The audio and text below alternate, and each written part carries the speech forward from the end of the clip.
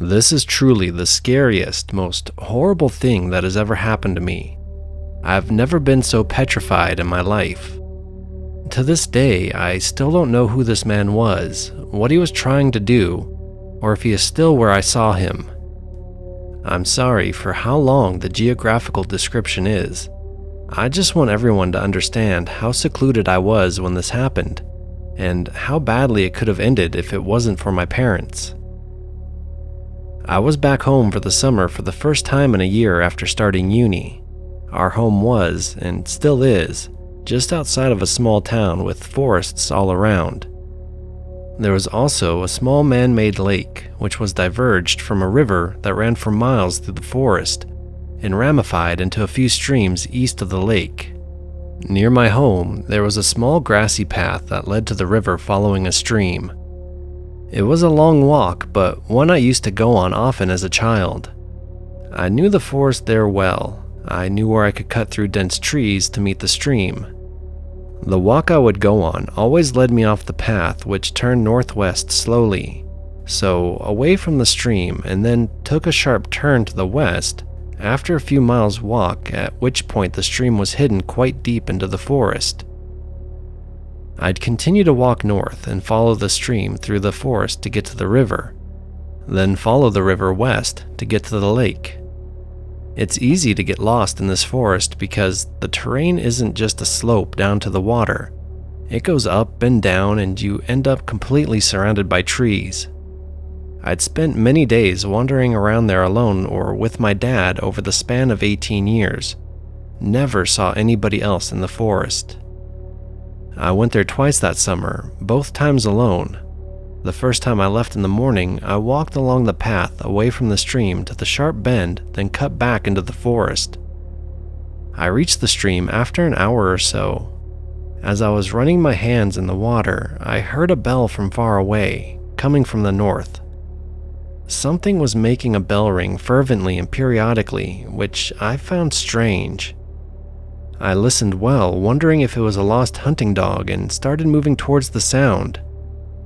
Yes, I bloody know I'd be the first person to die, but I was heading north anyways, so what the hell? I realized it couldn't have been an animal. I could tell the bell was too heavy because of how clear the sound was to be on a collar. I kept moving, and the bell was moving away from me. It stopped completely after 5 minutes. The stream wasn't big enough or strong enough to carry a bell that could have been closed in tin or something, and the river was too far away still. I thought of everything, but nothing explained the sound apart from one obvious thing, which I just didn't feel comfortable with for some reason.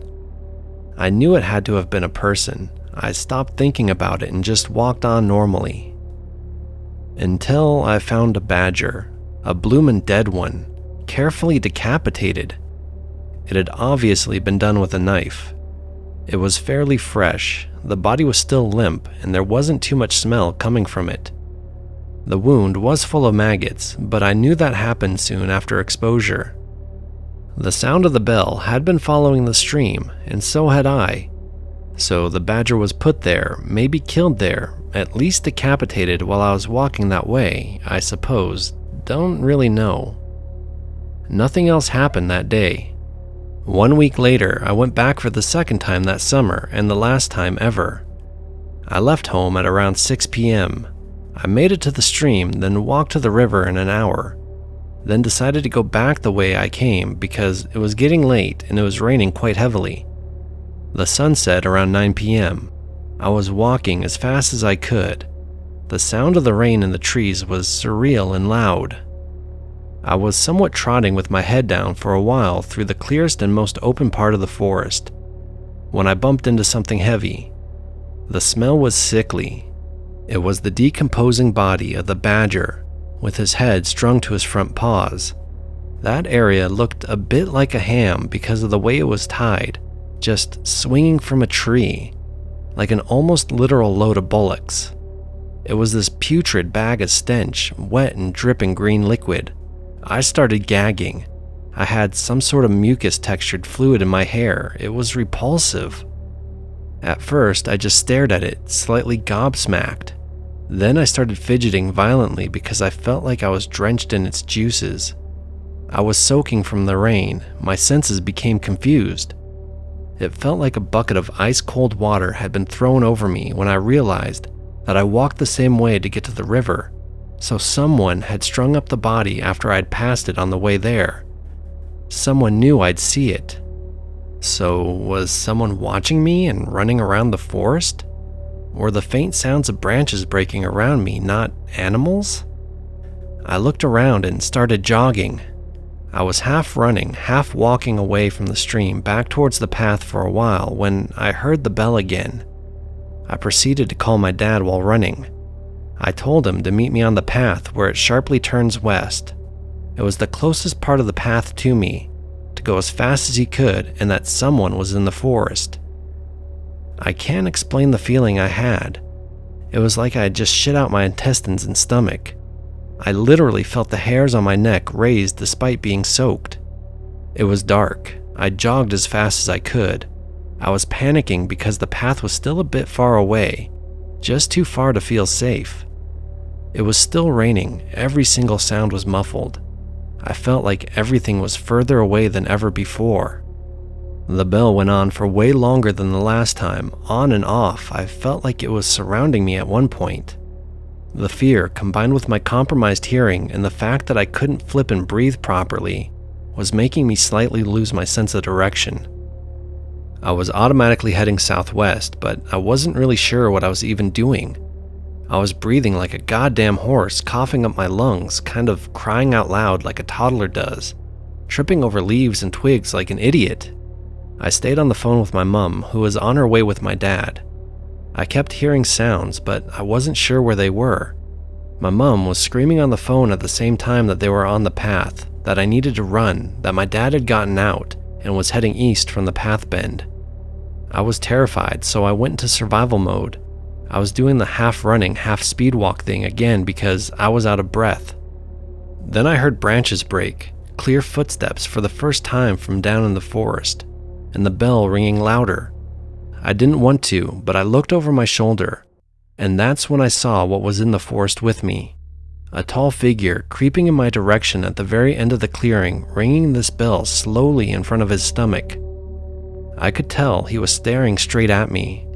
Now, I don't know if I had a secret sprinting ability, or instinctual adrenaline-induced superhuman powers. But when I tell you I ran for my life, I flippin' didn't look back once. I screamed as much as I could. I lied. I'm on the phone with the police. They're on the path. Dad, I can see you. I'm here. I wanted to yell, Dad, please, where are you? But I kept that to myself. I felt like something awful was going to happen. I felt like the man was right behind me. I kept telling myself not to look back. I was gasping and wheezing, crying so hard and screaming for my dad. I felt shivers on my neck and then switched off. I just ran. I even dropped my bag and only realized I didn't have it anymore when I was in the car. I felt like my phone was my only way home. Things no longer felt real. It was like my legs were moving by themselves. I didn't know if the man was still following me. I could only hear my heart beating in my ears and the bell. I finally heard my dad shout my name, and I knew he was coming my way and that he could see me because of the intonation of his voice. I pretty much lunged myself at him when we got to each other. My dad heard the bell too. My mom could hear it on the phone. She was waiting with the car, ready to leave fast. We went directly to the police station, and I got medical attention soon after. My dad burst into tears in the car, said he could hear the bell, and thought he wouldn't be able to see me. Asked what if I hadn't had my phone? What if he hadn't picked up? They were almost as terrified as I was, because they heard everything through the call. They could hear me trying to run, and they could hear the danger. They just couldn't see it. The police couldn't really do much. They searched the area, and the only thing they found was a folded t-shirt placed under a rock. I didn't really question that at the time, and my bag was not recovered. They said it was probably some homeless man living in the forest, but failed to realize what could have happened if my dad didn't know that part of the forest like I did, and where to find me. I'm not blaming anyone. The entire thing was my fault. There are just so many what ifs.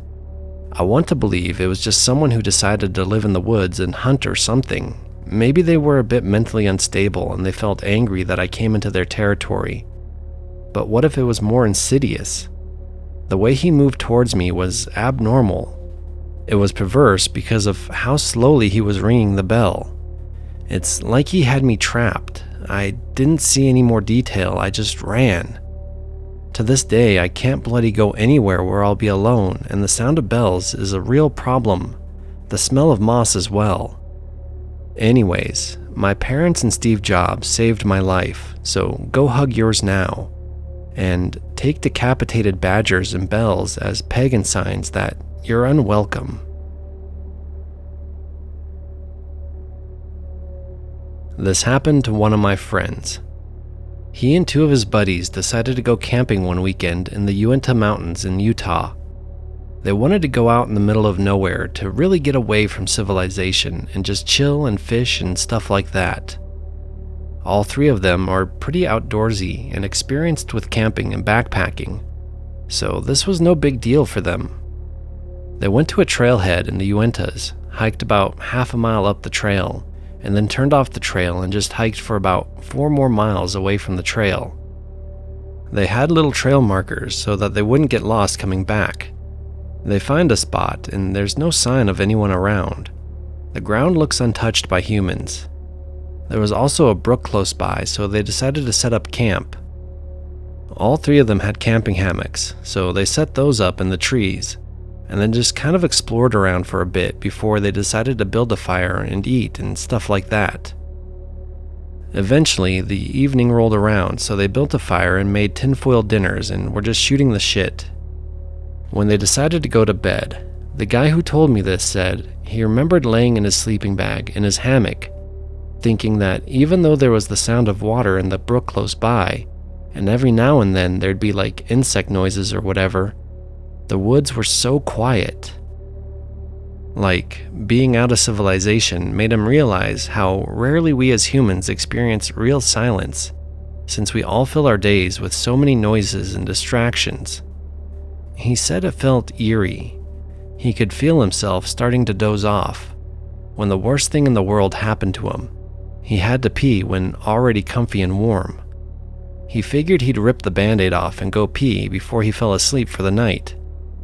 He put on his headlamp, got out of his hammock, and walked about 30 feet away from his buddies in their hammocks to pee. When he was walking over, he thought he saw something dart out of sight unnaturally fast and heard a crack of a branch. But because they were so far out in the wilderness near a brook, he didn't think too much of it. He unzipped his pants, peed, and then right when he was zipping his pants back up, his headlamp shone on something on the ground that paralyzed him with fear. A few feet away from where he was peeing were, unmistakably, fresh human footprints on the ground. It had rained in the mountains the day before, so the earth was soft in some areas, and there was no doubt in his mind that these were not only human footprints, but that whoever made the footprints was barefoot. The creepiest thing was that the footprints weren't staggered, they were side by side, facing where these guys were camping. It was as though someone was just standing still at the edge of their camping spot in total darkness, just watching them. Those were the only footprints my friend could see. No other prints leading to or away from the ones he saw. Totally freaked out, he ran back to his hammock and got his knife that he always takes camping. He loudly whispered his two friends' names, but they were already asleep, so they didn't answer. He debated whether he should wake them up, but decided against it because there was no real physical threat he could think of that would justify waking them up. He put his headlamp on a brighter setting and shone it up in the trees and around the general area of where he had peed. Nothing. He didn't sleep that night. He laid in his hammock wide awake with his knife in his hand all night. Those footprints looked as though someone had been standing there moments before he walked up to that spot to pee. He felt like he and his friends were not alone. When it reached early in the morning, when the sun just barely started to rise, my friend decided he was going to pack his stuff up because he was still spooked and wanted to start hiking back to their car when his friends were up. When he was taking down his hammock, he saw another set of fresh footprints, but this time they were like 10 feet away from his hammock, like on the edge of the trees behind his hammock, as if someone had been standing about 10 feet away from his hammock, just staring at him. Again, no other footprints leading to these two footprints. He was full on freaked out by this point, so he woke up his friends and showed them the footprints, and they got the hell out of there. Sometimes you're not as alone as you think you are.